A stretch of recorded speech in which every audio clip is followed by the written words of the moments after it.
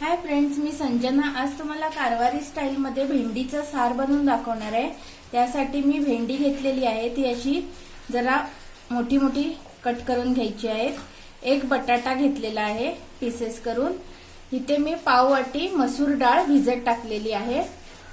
अर्धा वाटी खोबरं, कांदा, टोमॅटो, तेल, मसाल्यांमध्ये साधा लाल तिखट, हळद, धनिया पावडर, मिरी, मीठ, हिंग, मोहरी, लसूण आणि आलं।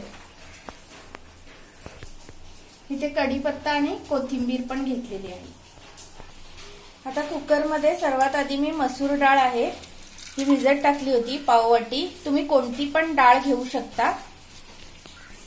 एक छोटा कांदा चिरून घेतलेला आहे, एक छोटा टोमॅटो चिरून घेतलेला आहे, एक बटाटा, ह्यात लागेल तितकं पाणी घालून आपण आता कुकर लावून घेतलेला आहे। 3 शिट्ट्या काढून घ्यायच्या आहेत। आता एका मिक्सरच्या भांड्यामध्ये वाटण मसाला रेडी करून घेऊया। अर्धा वाटी खोबरं घेतलेलं आहे, 4 पाकळ्या लसूण आणि आल्याचा तुकडा, 2 टीस्पून तिखट किंवा आवडीप्रमाणे, पाव टीस्पून हळद, 1 टीस्पून धनिया पावडर, 7-8 काळी मिरी, थोडीशी कोथिंबीर। आता यात थोडं थोडं पाणी घालून मसाला वाटून घेऊया। आपला मसाला वाटून रेडी झालेला आहे, तुम्ही बघू शकता मस्त पेस्ट झालेली आहे रेडी।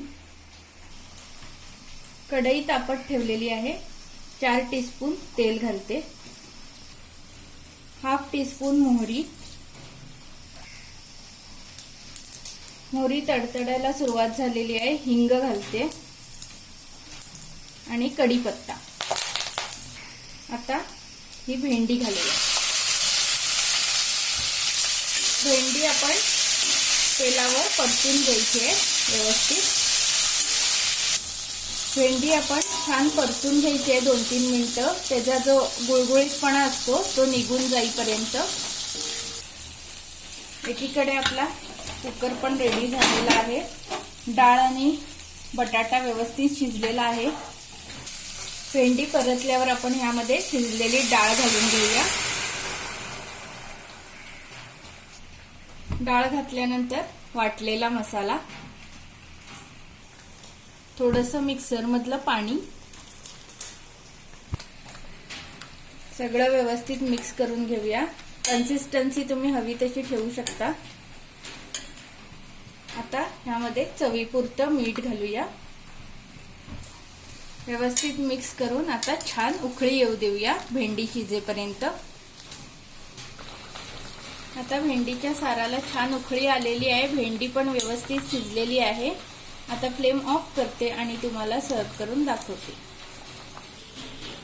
फ्रेंड्स, आपला गरमागरम भेंडी सार कारवारी स्टाईल मध्ये रेडी झालेला आहे। तर मी तुम्हाला सर्व करून दाखवते भातावर।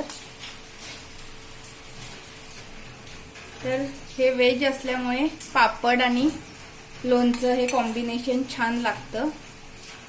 तुम्हाला रेसिपी कशी वाटली नक्की सांगा आणि तुम्ही पण नक्की ट्राय करून बघा।